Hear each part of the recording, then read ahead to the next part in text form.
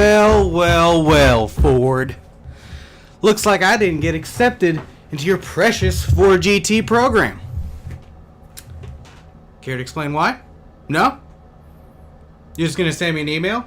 That's alright. I didn't even want your stupid car. I think it's pretty ugly. And who in their right mind would pay $500,000 for a Ford? I hear it's not even that fast. It's called a GTR, bro. Ever heard of it? YouTube seems to think they're pretty fast, and so do 12-year-olds. And they've never been wrong. I really wanted one. I wanted that car. So on a serious level, I got denied for a new Ford GT, which kind of sucks. I was really looking forward to it. I thought it's probably my most favorite new car that's available right now. So I knew getting into it I wasn't going to get one. I don't have the, what is it? The term that the children use now. Clout. With Ford, not high up in Ford standings to be able to get accepted to this program, which is fine. I knew that getting into it was more fun to make the video than anything. So really quick, I just wanted to tell you what this video is about. I got denied. I'm going to tell you about the application process really quick. Kind of my notes on the application process itself. Why I think that I didn't get selected.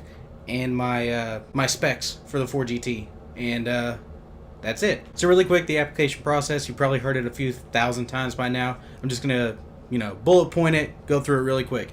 You had to go on their website whenever they opened it up this last time, a couple months ago, and basically apply to be accepted into the Ford GT program. For it, the certain questions that they asked were, one of the things that they asked about was if you were a previous 2005, 2006 Ford GT owner.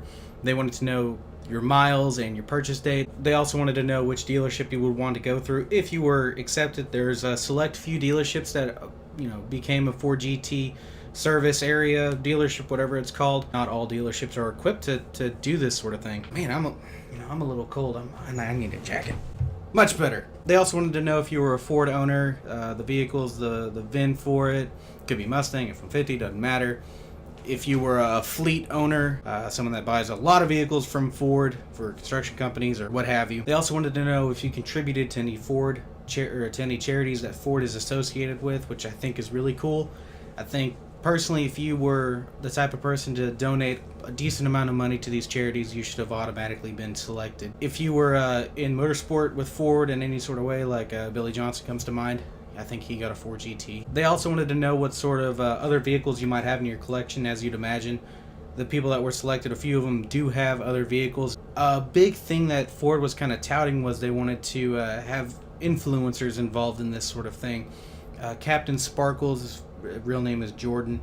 He has the Miami Blue, one of my favorite spec out there. He was selected because he's got a lot of followers on YouTube and Instagram and all this other stuff, and he's created his own car channel, which is really cool to see. He's got great taste. He's an absolute enthusiast, and I think it's awesome that they selected him. Jay Leno was also obviously selected. Massive car guy, probably every car guy's hero, and he seems to be a really good person. Drives the cars, from what I understand. I don't know. I live in Arkansas. I don't know what goes on the other side of the world. And the really cool thing that I think a lot of people enjoyed was making either a video or a photo, or you could even leave a comment on the application, some notes.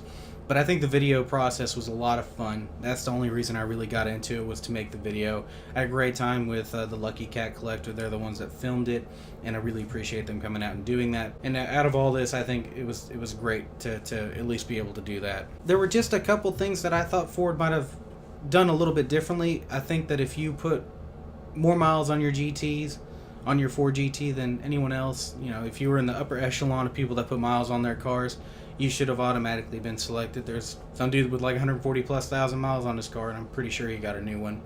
I think that if you collect a lot of Ford GTs and Ford stuff, you should have been higher up there. I think more of the application should have gone to current or previous GT40 Ford GT owners, and they should have focused less on the influencer route. I think maybe 5 to 10% of the influencers should have gotten them, and 95% of current or previous GT40 owners should have got them. It's kind of my thoughts on it.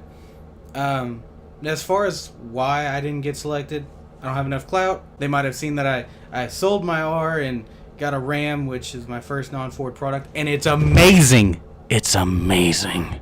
It is the best truck on the Another recall? It's like the third one this month.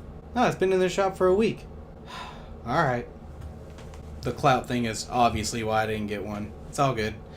My specs, pretty easy. White, no options. White, blue stripe, blue, white stripe.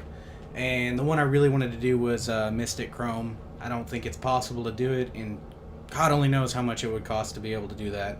I think it'd be ridiculous and probably not worth it. But I hope someone else does. Before I wrap this whole video up, I just want to say congrats to those that were selected the first round of allocations, and those that were fortunate enough to get selected for this new round. For the love of God, drive these cars. Show them off to everyone. I've seen 2 of the newer ones.